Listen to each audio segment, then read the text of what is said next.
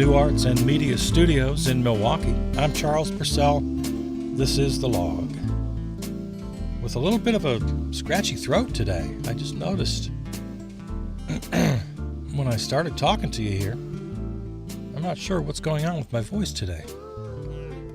Oh well, just wanted you to know that I know. I'm aware of it. Speaking of voices on radio or podcasts, on a whim, I wrote something on my social media today. On Facebook, I posted the question, is anybody else super sensitive about mouth sounds, kind of smacking, or people sniffing? You know, I was listening to Democracy Now! With Amy Goodman this morning, and one of her guests was a very kind of noisy speaker. There were a lot of mouth sounds. There was lots of smacking and breathing and sniffing. And I had no idea what he was saying. I don't know. I couldn't concentrate at all on the topic at hand. I have no idea what was going on. All I could hear were these horrible sounds. And I immediately just sort of leapt to my radio. Is it leapt or leaped? I'll look that up later. But yeah, I just had to turn it off. I didn't actually leap at all. It was just a couple clicks of the thumb on my phone. But yeah, I just couldn't. Well, to my surprise, I got these immediate responses. And I learned something that apparently everybody else knew, but I didn't know. And I'll bet you know it too. Based on the response I got from this little post, everybody knows that that's something called, here, I got to look it up because I want to say it right, misophonia. Misophonia. It's apparently a disorder, a condition. I had no idea. I guess it's not technically diagnosable. It's not in the, what's the big psychology book? The DSM. It's not listed, I guess, as an official disorder, but that's how it's described. And according to this article I'm looking at right now in yourtango.com, I don't know what this is, but a social media friend of mine sent the link. And I did look it up. I found several sources just to make sure, when somebody sends you a link, just take that one word for it. You got to confirm. And I did, and it's all over the place. So misophonia is a thing. Again, you probably knew, but I didn't. Defined here in this article as the hatred of sound, although it should not be noted that people with misophonia don't literally hate all sound, but rather they are highly sensitive and easily irritated by certain sounds, the specifics of which varies by individual. But most of my reading today, and it was the full extent of my quote-unquote research was about 20 minutes scanning a few articles. What's very common is my problem. I'm irritated by anything having to do with the mouth. Now, I mentioned in my post about specifically people on the radio smacking their lips or clipping their tongues or just making mouth sounds or sniffing on the air. But for me, and I didn't mention this in my post, it goes beyond that. Really, anything with a mouth kind of freaks me out. In movies or television shows, when people are kissing, that kind of turns me off. That kind of freaks me out a little bit. I like the old-fashioned kisses from the old days. I guess what they would call stage kisses, where you can't really see what's going on, right? That's fine. But more explicit kissing, where you really see all the mouth and the lips and the tongue action, I don't want to see that. And, here's another one. Any kind of gross-out humor having to do with the mouth, and SNL, other sort of sketch comedy, raunchy movies, they've been doing this for years and years. People throwing up, kind of hurling humor, people eating sloppily.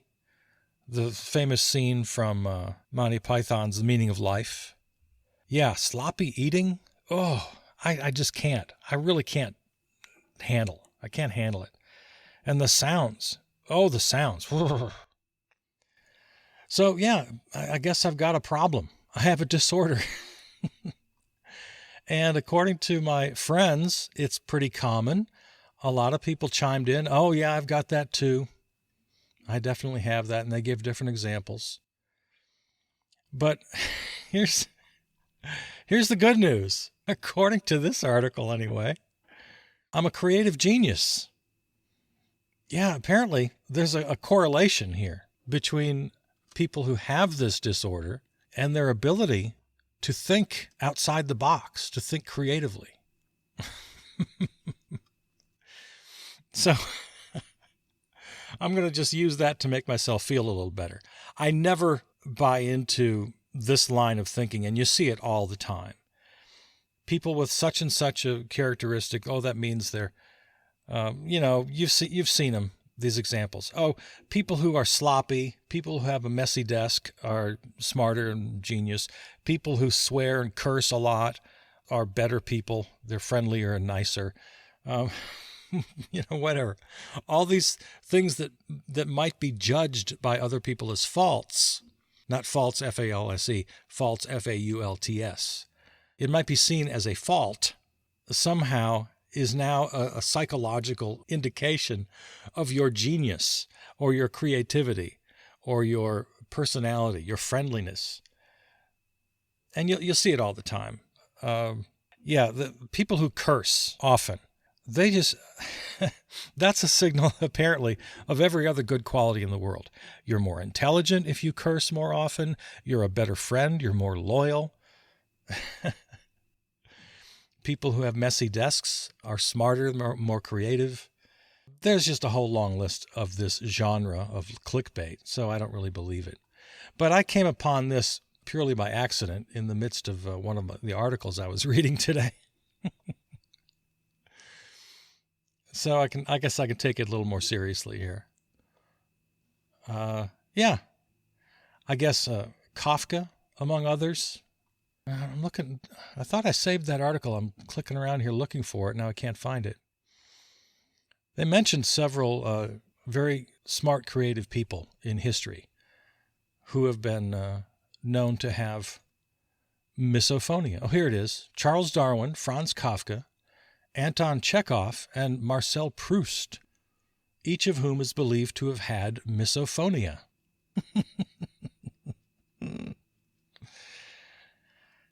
This psychologist explains that a particular type of atypical attention, leaky sensory gating, fosters creativity because it reduces the ability to ignore irrelevant sensory information. Real-world creative achievers, she says, appear to have reduced filtering of sensory information, which may be the mechanism for their wider focus on a larger range of stimuli and their ability to make connections between distantly related concepts or ideas. All right, I'll take that. It makes me feel better. Yeah, I've known this about myself for a long, long time, and I never mentioned it to anyone. I don't recall ever telling anyone. And I thought it was maybe a little weird that this kind of freaked me out. I was kind of phobic about mouth, and especially these unpleasant sounds from the mouth, people eating. Ugh, don't want to see that. Don't want to hear it. Researchers are only beginning to fully understand the science behind misophonia, but early data suggests a hyperconnectivity between the auditory system and the limbic system, the part of the brain responsible for regulating emotion, behavior, motivation, long-term memory, and smell. So, there you go. This is also found in people with OCD and Tourette syndrome. So, all right, I have a disorder. And, this brings up a much, much larger question. And I've always kind of wondered about it. And I'm sure there's great literature on this. I'm not going to pretend to be an expert at all. It's just a question I'll have to explore further. And that is, what is and what is not considered a disorder? And why is it that the word itself, disorder, suggests that there's something wrong with you. No, it's like, to me, a lot of disorders, so-called, it's like calling someone with blue eyes as opposed to brown eyes a disorder. No, you just have blue eyes, and you have brown eyes, and you have green eyes. And you have blonde hair, and you have dark hair. I mean, it's just part of the spectrum, right? It's just part of our differences. There's certainly a school of thought that people with certain abilities or disabilities, and again, you have to be very careful with the language. You don't say handicapped. Of course, that's been for years that word has been passé. But now the word disability itself is now passé as well. And there's differently abled. You got to get very careful about the language because you don't know what to say. But it's not about language. It's not about political correctness. It's about the concept itself. People who are without sight, the sightless or the blind. Again, I don't want to say the wrong words because it's very easy to do. And I'm not honestly sure what the accepted lexicon is right now. So I'm sure to say the wrong thing, but I don't want to do that. I want to have nothing but respect for everybody. But the school of thought is that it shouldn't be considered a disorder or a handicap or a disability. It's just the way people were born. And if there need to be some sort of accommodations for making sure they can live full lives, then it's up to society. It's the responsibility of everyone to make sure those accommodations are provided. You get very similar ideas about Down syndrome, people on the autism spectrum. The idea that none of these things should be considered disorders. They are just, Lady Gaga. I'm born this way. So that's the larger picture. And my ability to discuss this is really to be questioned here. My language is highly inadequate. But my heart's in the right place. What I want to basically say right here is, generally speaking, as a lay person and not an expert in this field at all, generally speaking, I agree with that idea. Everybody's born the way they're born. And to the extent that the greater society needs to provide some services or accommodations in order for everyone to live a full life, then we ought to do it. But to have this attitude right out of the gate that there's something wrong with them or something different about them that makes them less valuable or makes them a burden, no. No, I want to fall squarely on the other side of that attitude. But what triggered this today was my discovery that I am part of a large group. None of the articles I could find gave me a number. Like, 10% of people have this so-called disorder, or if it's 20 or 50 or 80, which that's another thing. I remember studying ADHD when I was in my graduate program for education. Had a lot of childhood development and child psychology classes. And at the time, it was kind of the heyday of the ADHD debate. Some people wanted to say it didn't exist. They wanted to say it was a fake, made-up disease, and others were defending the diagnosis. And I'm not sure what the state of things are now. I haven't looked into it recently. At the time, they were doing these big exposés about the over-medication of children. South Park or The Simpsons or both did episodes about it. I'm not sure what the latest on that is. You'll have to fill me in.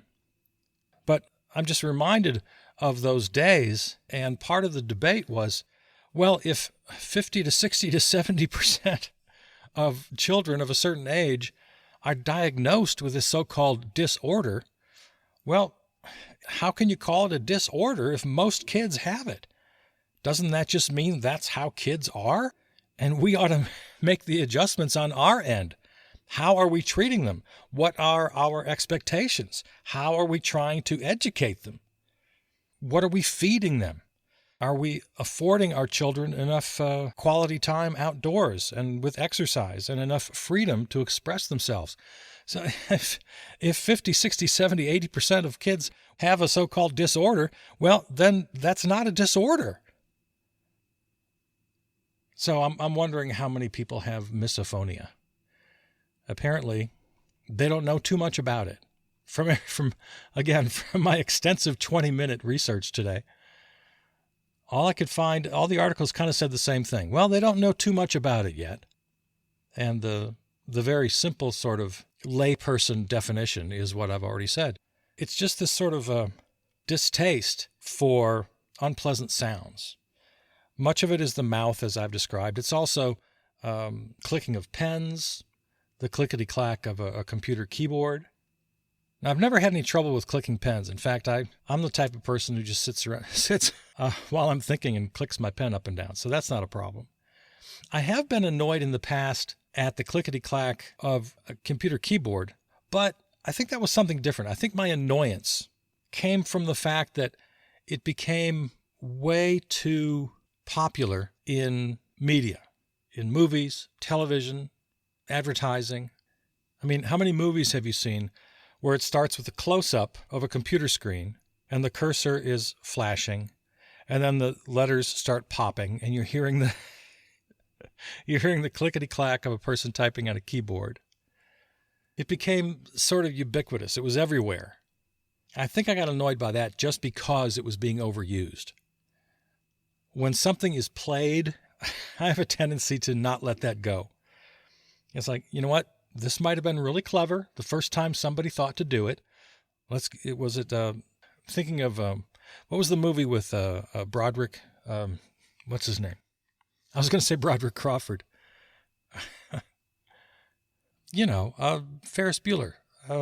Matthew Broderick, that's it. Matthew Broderick. The movie War Games. Do you remember that? Kind of an early 80s movie. He's a teenager. He hacks into the U.S. military's nuclear defense computers. Remember this? That's the first time I remember this. I think it opens that way with the words on the computer and the clickety-clack. Anyway. So I don't think that's part of my misophonia. I think that's just part of my regular cultural annoyances. You guys have done that. It's not creative. It's not cool. It's not funny. It's not anything. It's played. And once you keep continuing to do things that are played, once you copycat into your movie or TV show or commercial, then you're a hack and I get annoyed by you. That's... But I'm working on that too. I don't want to be annoyed by things like that. I've decided, I think I may have mentioned this to you recently. I've learned that I really don't want to be a curmudgeon. I have a couple of friends who are 10 plus years older than I am. And a couple of them are the quintessential curmudgeons. They're complaining about younger people and they're complaining about everything that's new or different.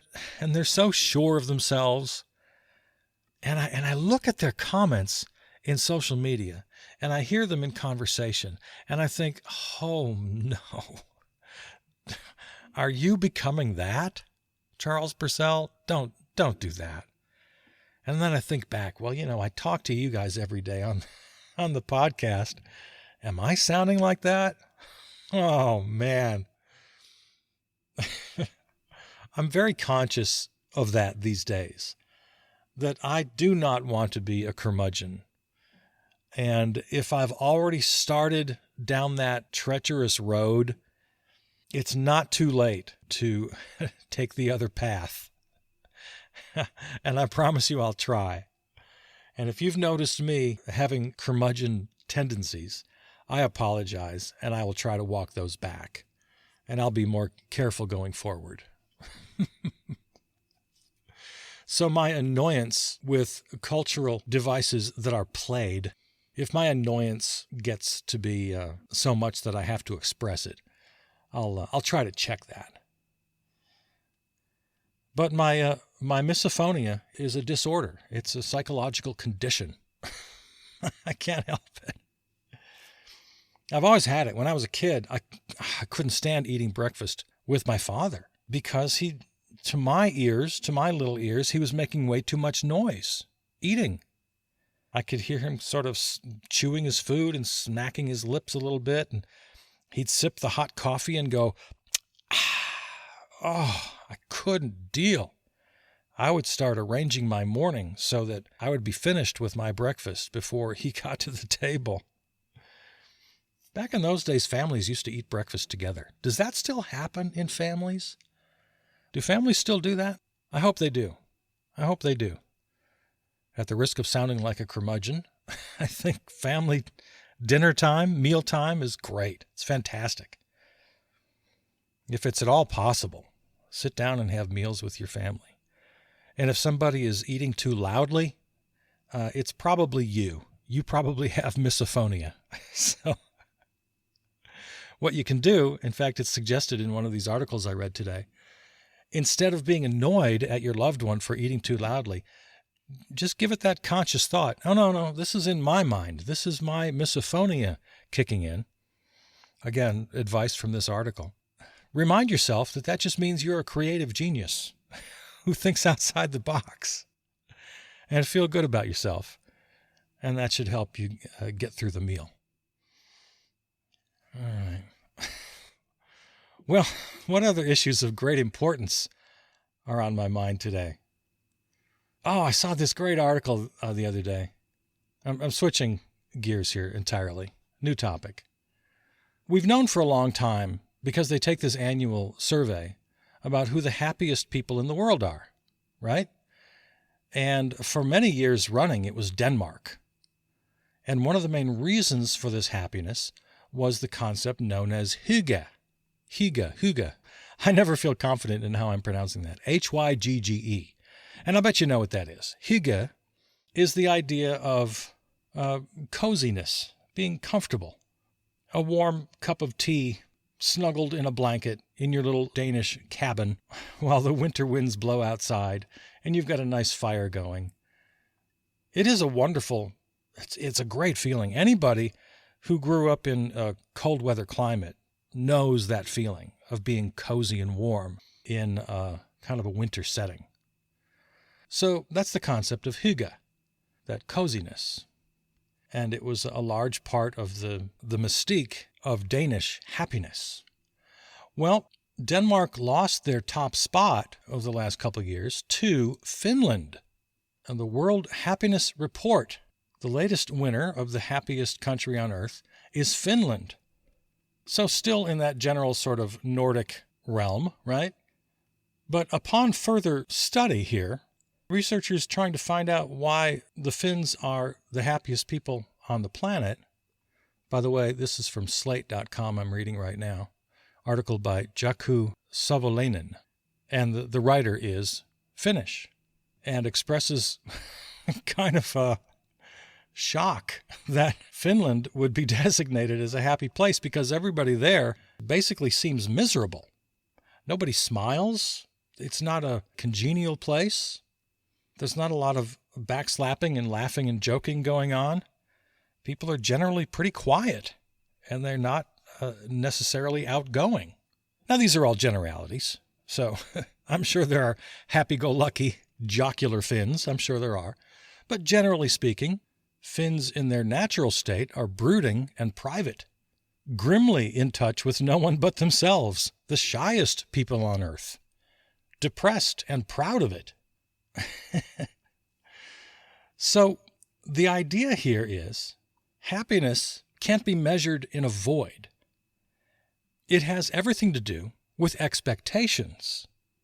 So if you're a practicing or amateur Buddhist, you might relate to this, the concept of desire and how desire can make you miserable.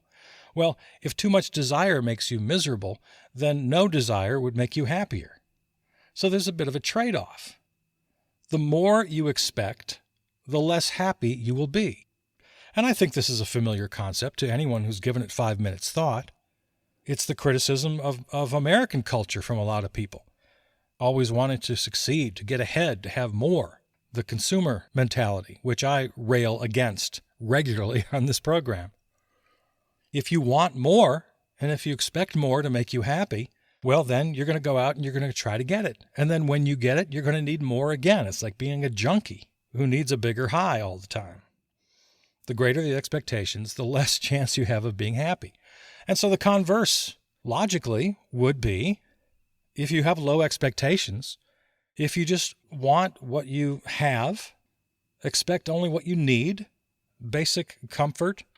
And of course, in all the Nordic countries, famous for the so-called welfare state, their health care is free, education is free, basic social services and the social safety net are well intact.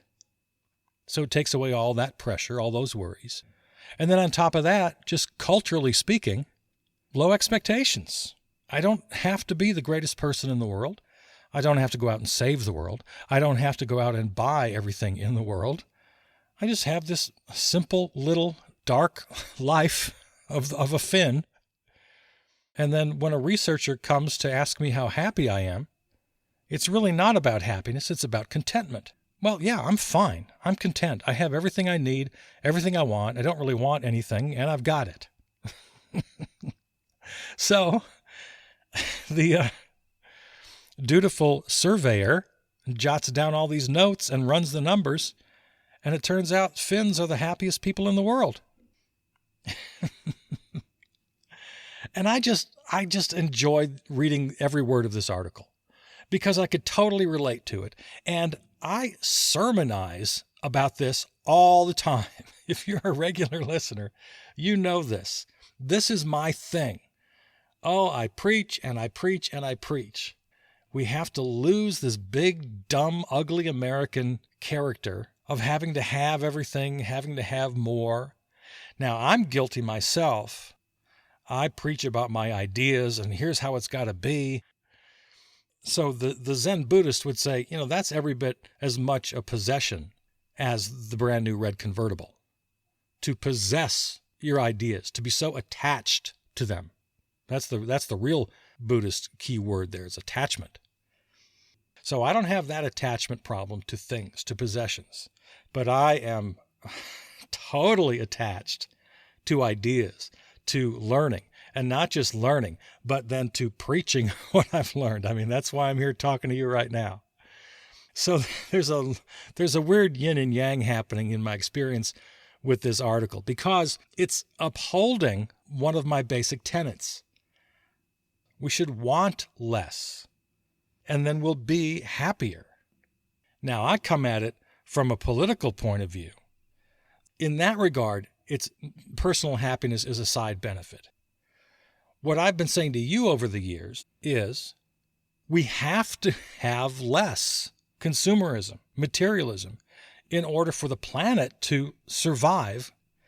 And we're not only killing ourselves, we're killing every other non-human plant and animal on the damn planet with our addiction to consumerism.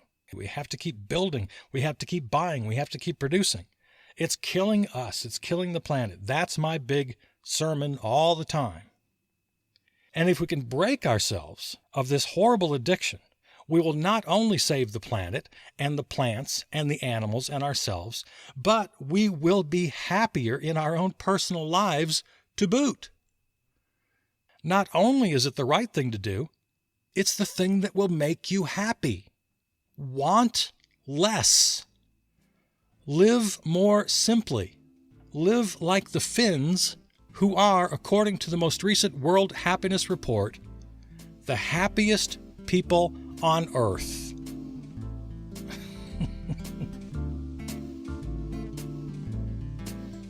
All right, so there you go. That's our time. I hope you're well. Go out and fight the good fight every day. I love you. I'm Charles Purcell.